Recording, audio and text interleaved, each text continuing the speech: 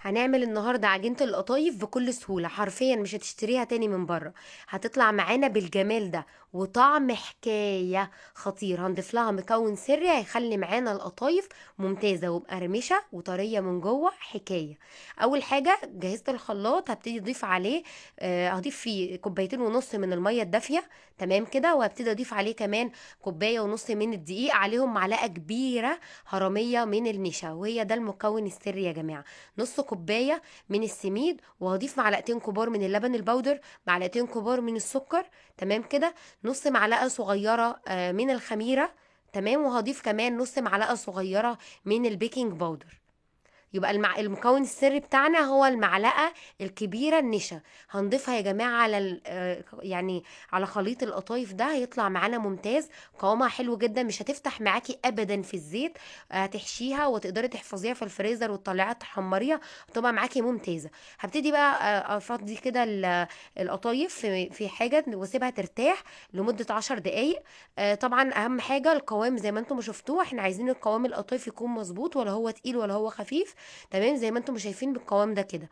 هبتدي اسخن الطاسه كويس جدا وابتدي انزل عليها بالشكل ده. انا الطاسه بتاعتي مساحتها ان هي خدت 3.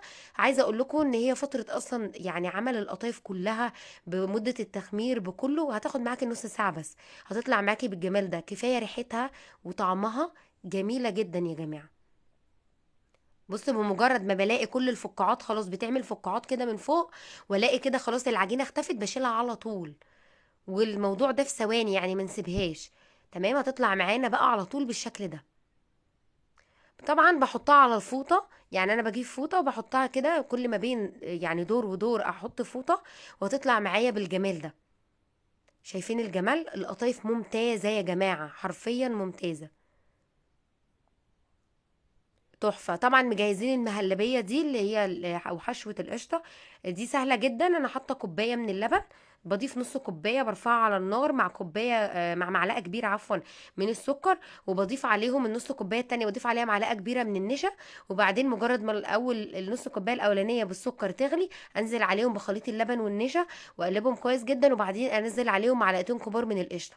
هتبقى جاهزة معايا. هبتدي بقى إن أنا أحشي كمية القطايف كلها اللي أنا حباها بالقشطة. ودي لذيذة جدا وحلوة جدا، من الحشويات المفضلة بتاعتي. شايفين الجمال؟ وبتقفل معاكي بكل سهولة. ممتازة يا جماعة. تعالوا بقى نعمل الحشوة التانية، وهي حشوة المكسرات أو الفول السوداني. أنا هنا استخدمت فول سوداني كوباية، واستخدمت ربع كوباية من الزبيب وربع كوباية من الجوز الهند، وهحط عليهم معلقة ونص كبيرة من السكر البودر. تمام. وهضيف عليهم 3 معالق كبار من الزبدة. الزبدة المذابة زي ما انتم ما شايفين كده. هضربهم على في الكبة ضربات متقطعة لحد ما احصل على المكسرات دي تكون مجروشة بالشكل ده كده.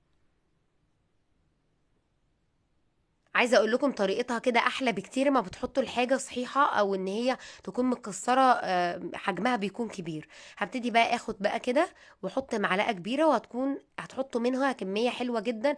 وفي نفس الوقت هتاخدوا الميكس كله بقى، يعني الزبيب مع الفول السوداني مع جوز الهند. بصراحه طعمها حلو جدا وبتقفل بسهوله جدا، يا دوب بس بتبت عليها. وعايزه اقول لكم هتتحمر معاكم ممتازه، مش هتفتح معاكم ابدا ابدا، لان احنا ضفنا لها مكون حلو قوي وهو النشا، وهيحافظ معانا على قرمشتها كمان. هتبقى حلوة جدا جدا واحلى بكثير من بره. جربوا الطريقة وجربوا تعملوها، والعجينة كمان تعملوها في البيت بكل سهولة. هنا بعد بقى ما خلصت الكمية كلها، هبتدي بقى ارفع الطاسة على النار. الزيت يسخن كويس جدا، وابتدي انزل بالقطايف بالشكل ده. اول حاجة هحمر القطايف اللي هي بالكريمة او بالمهلبية. هبتدي هي اول حاجة هي اللي هحمرها. مجرد ما تاخد لون ذهبي حلو، هبتدي اخرجها على طول. بخرج القطايف يا جماعه على مصفى. تمام كده. بنخرجها على مصفى تتصفى خالص من الزيت.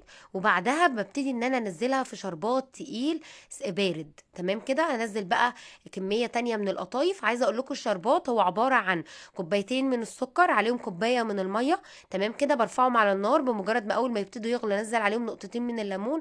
وبعدها اسيبهم على درجه حراره يعني منخفضه. باهم حاجه بس يكون الشربات بيغلي احسب لها تقريبا من 5 دقايق ل6 دقايق، وبعدين اقفل عليها وارش رشه فانيليا عليها وبس كده، هيكون معايا الشربات جاهز. شايفين ما شاء الله الزيت نضيف، القطايف بتاعتي ما اتفتحتش خالص، ممتازه ومظبوطه جدا. المقادير دي يا جماعه مظبوطه قوي، جربوا الطريقه هتعجبكم جدا. هنحمر بقى كمية تانية لحد ما نخلصها. ده بقى الشربات طبعا انا مجهزاه وبحطه على طول عندي في التلاجة، بيكون بارد، بجهز منه كمية وبسيبها عندي في التلاجة، بيكون ممتاز. هبتدي بقى ان انا احط القطايف كلها بعد ما صفيتها من الزيت. طبعا انا عايزة اقولك القطايف حلوة جدا ومش شاربة حتى زيت اصلا. هبتدي بقى اقلبها لمدة دقيقتين بالشكل ده، اقلبها بقى في الشربات كويس جدا. عايزه اقول لكم القطايف مقرمشه وجميله وطعمها حلو قوي قوي، جربوا الطريقه دي هتعجبكم جدا. بعد بقى ما هبتدي ان انا اقلبها، ابتدي برضو ان انا ارفعها على على مصفى عشان تصفي زياده الشربات اللي هي يعني تشرب على قدها بالظبط، والزياده اللي الشربات دي تنزل في في الطبق التاني. فلذلك برفعها على مصفى. وهنا بقى عملت كام واحده قطايف كده، عملناها بالشوكولاته. تمام كده، بشوكولاته سبريد اللي هي بتاعه دريم، حلوه جدا وجميله جدا، تقدروا ان انتوا تجربوها. وبكده يكون خلص فيديو النهارده، وبتمنى ان شاء الله الوصفه والطريقه تعجبكم. ولو عجبكم لايك وشير، وانتظروني ان شاء الله في فيديو جديد ووصفة جديدة. باي باي، رمضان كريم، كل سنة وانتم طيبين.